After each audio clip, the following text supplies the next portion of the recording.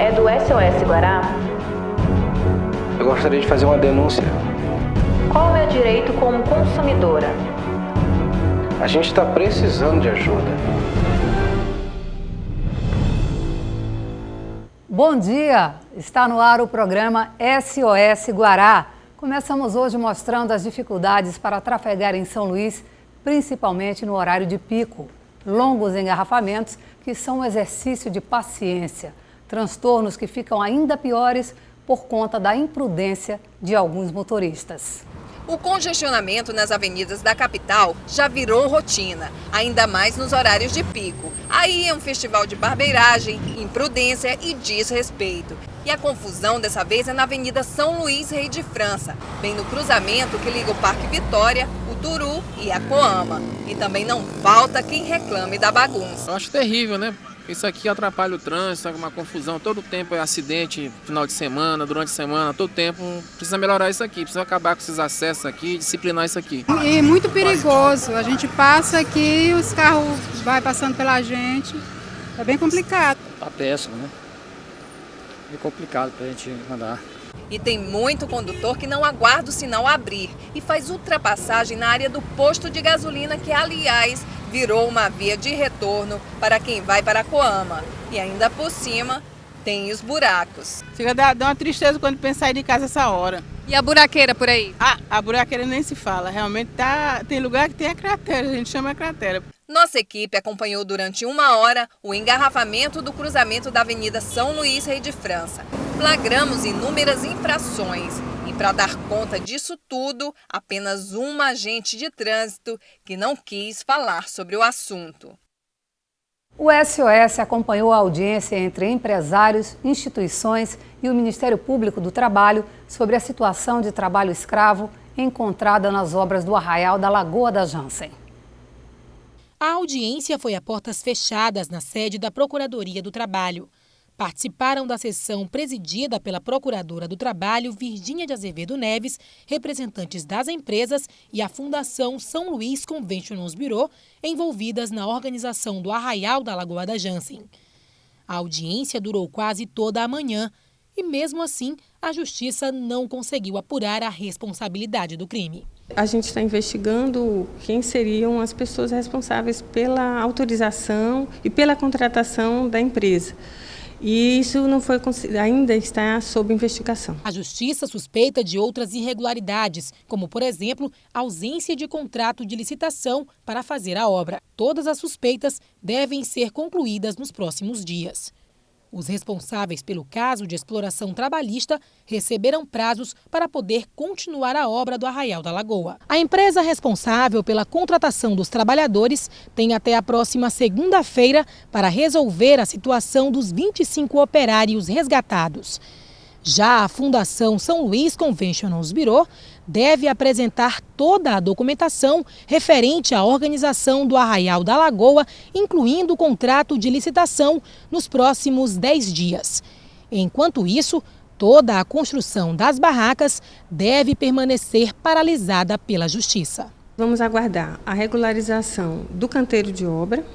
A empresa tem que cumprir as normas com relação ao canteiro de obra, para dar condições dignas de trabalho aos trabalhadores, e tem que pagar as verbas devidas aos trabalhadores que foram encontrados em situação irregular na fiscalização. Ainda nesta quarta-feira, foi realizada uma audiência na sede da Superintendência do Trabalho e Emprego, na Coab, para resolver a situação dos trabalhadores resgatados no Arraial. O SOS recebeu uma denúncia do telespectador João Pascoal, que mora na área Itaquibacanga. Há 4 meses que funcionários da SEMAR arrancaram o registro de energia da parede da casa dele e colocaram no poste de energia. Segundo os funcionários, a medida foi tomada depois que eles acreditavam que havia um gato na casa de seu João, que nunca foi encontrado. Seu João está perguntando para a SEMAR quando eles vão colocar o registro dele no lugar, que ele não aguenta mais o constrangimento que está passando. Se você tem alguma denúncia a fazer, ligue para nós. 3194-1980, 9194-6774 ou envie e-mail para sosguará@tvguará.com. No próximo bloco, vamos ter uma entrevista com Eduardo Duailib, que é presidente da Comissão de Segurança e Cidadania da OAB Maranhão. Não saia daí.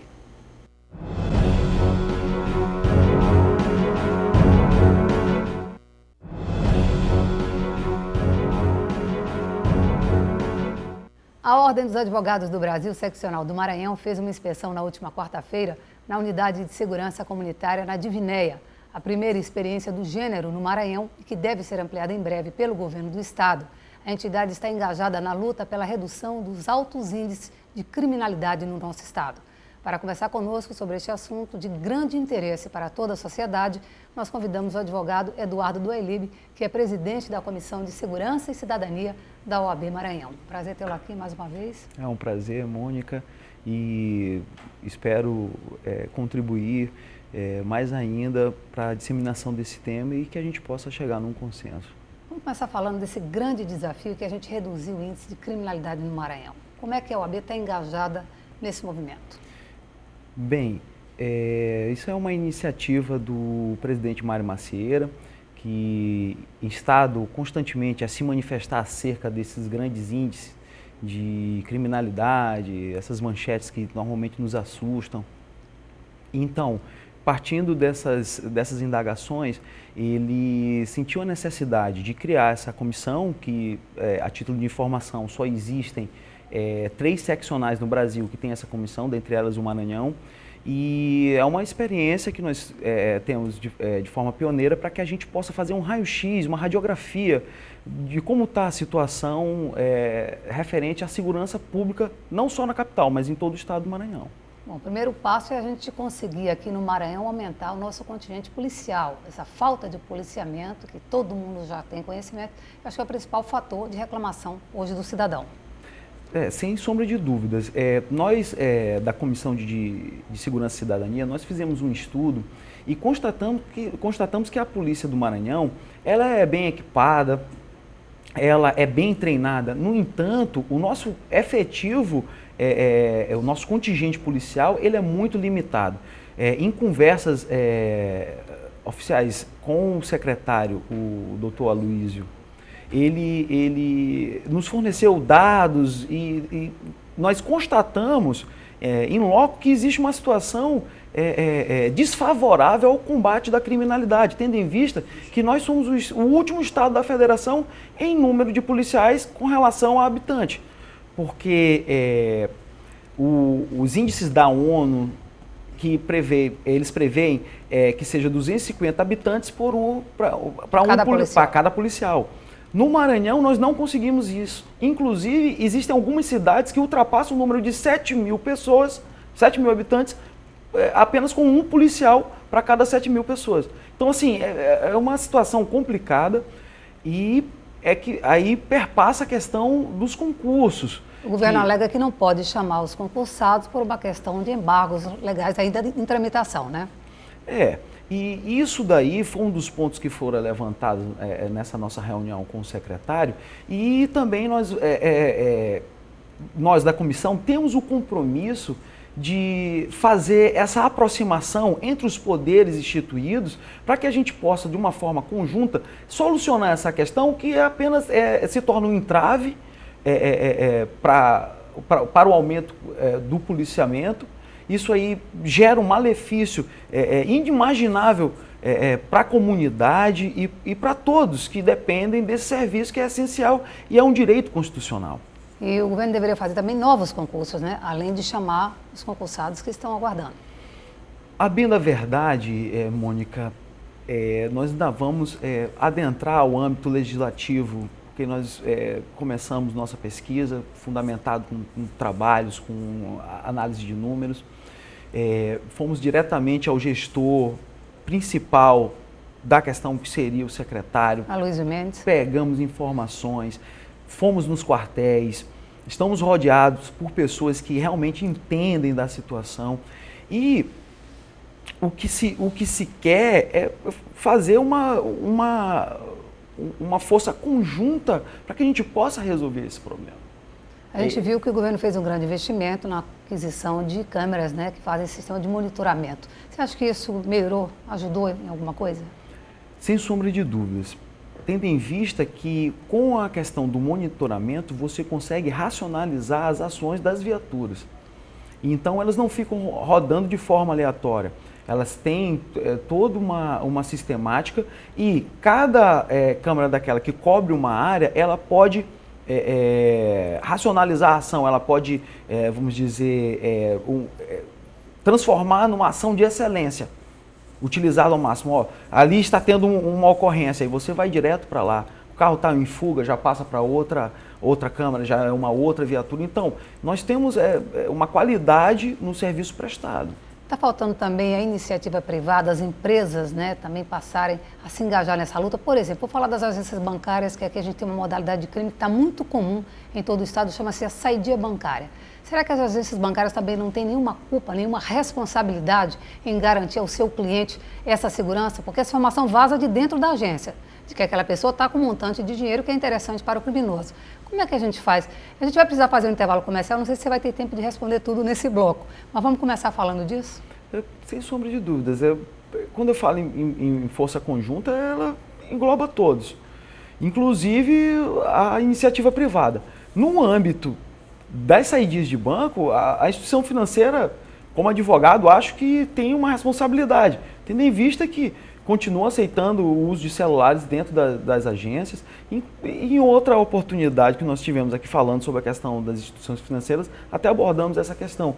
E, logicamente, é uma questão que tem que ser combatida de forma macro, tem que ser pensada de forma macro, para que a gente tenha um resultado positivo. Ok, nós vamos fazer um rápido intervalo e voltamos em instantes.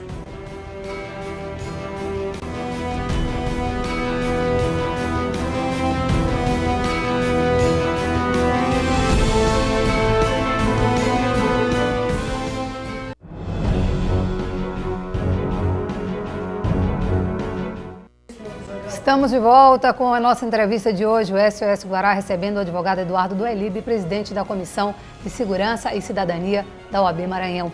Queria falar um pouquinho dessa experiência da Unidade de Segurança Comunitária no bairro da Divinéia.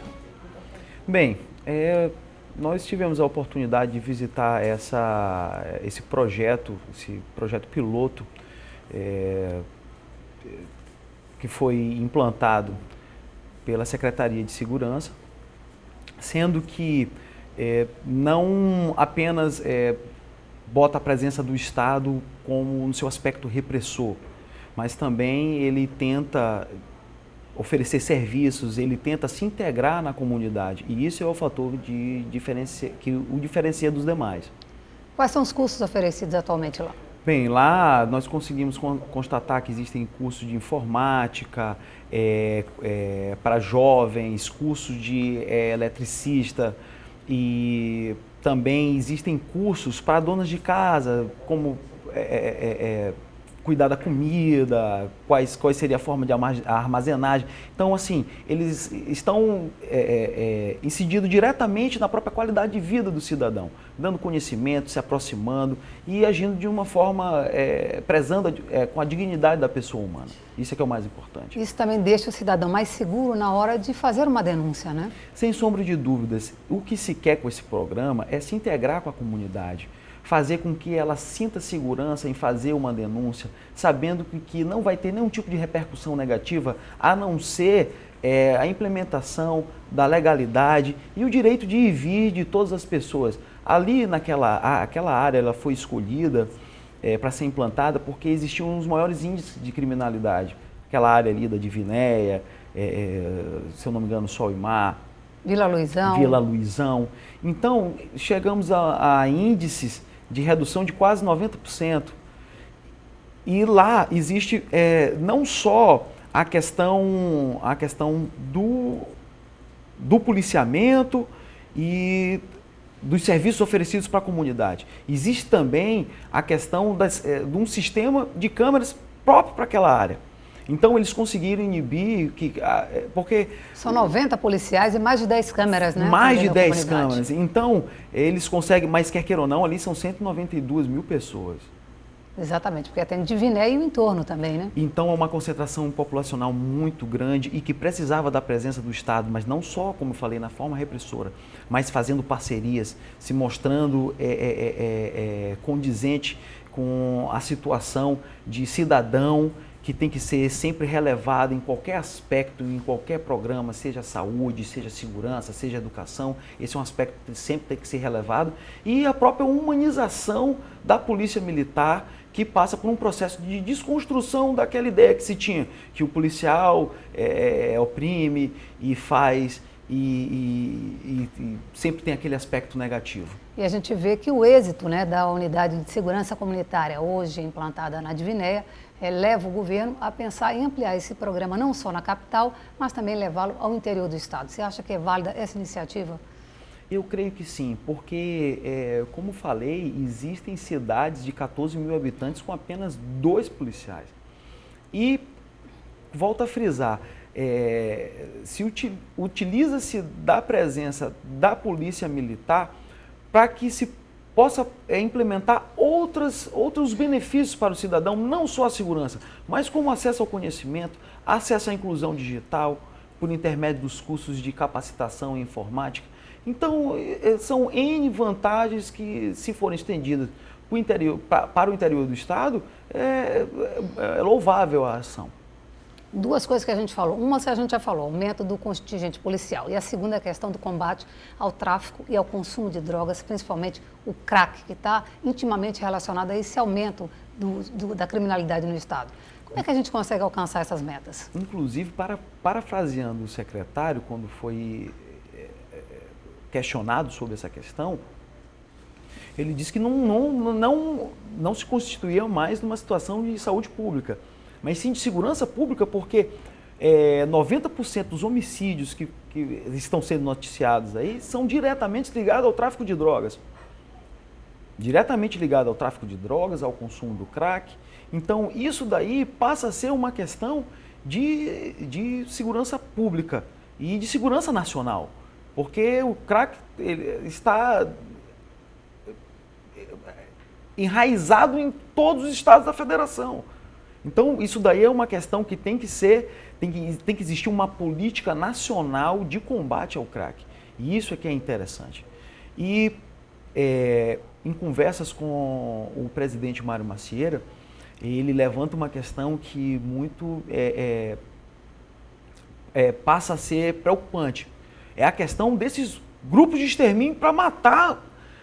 O cidadão, ele pega, bota 5 numa caminhonete e vai matar outro, um traficante não sei aonde. Então, isso daí é mais alarmante do que talvez uma saidinha de banco, porque na saidinha de banco você não tem controle territorial. Na saidinha de banco você tem o criminoso vai lá, se insurge e sai. O tráfico de drogas é muito mais complexo do que esse tipo de crime, porque envolve controle territorial. Mas passa principalmente pelo tratamento do usuário, porque quando tiver quem compra, vai ter quem venda. A gente não tem primeiro, talvez até através de uma internação compulsória, tratar esse indivíduo que está dependente e está alimentando esse comércio? Mas, Mônica, realmente é uma situação muito complicada, porque perpassa pela questão da responsabilidade, da autonomia da pessoa, se ela vai querer ou não, compulsório. Isso é um tema muito espinhoso, vamos dizer assim. E o que se pode fazer é a questão do tratamento ostensivo da situação, combate mesmo ao tráfico. A gente adentrar, permear a questão da internação compulsória, talvez nós estaríamos tratando os sintomas e não a causa. A causa é ter disponível. Hoje em dia, se você quiser ter acesso a esse tipo de coisa, tá mais fácil do que há 10 anos atrás. R$5 você compra uma pedra de crack que em 8 segundos você está dependente, praticamente você paga com a vida, porque o índice de recuperação eles dizem que é 1%, e eu pela prática, pelo que eu já entrevistei, acredito que é 100% a dependência, e eu acho dificilmente. É um milagre alguém voltar disso. Sem sombra de dúvidas. Precisa de tudo. Então, tendo em vista que esses aspectos é que se torna necessário, se faz necessário que se combata a criminalidade. E isso não só no aspecto ostensivo, mas também que a polícia judiciária faça o seu serviço. recebemos também um relatório da promotoria, onde se constatou que existem delegacias que está se perdendo o prazo para concluir os inquéritos. E isso aí beneficia os criminosos, mérito dos advogados, mas que eles ficam o tempo inteiro, são recolhidos e por conta dessa ingerência, eles voltam a transitar na rua livremente. Ok, obrigada pela sua participação mais uma vez, pela sua disponibilidade de vir conversar conosco. O SOS Guará se despede por aqui, voltamos na segunda-feira às 6 da manhã. Você pode fazer sua denúncia, é só ligar 3194-1980, 9194-6774 ou envie um e-mail para sosguará@tvguará.com. Obrigada pela companhia e até segunda.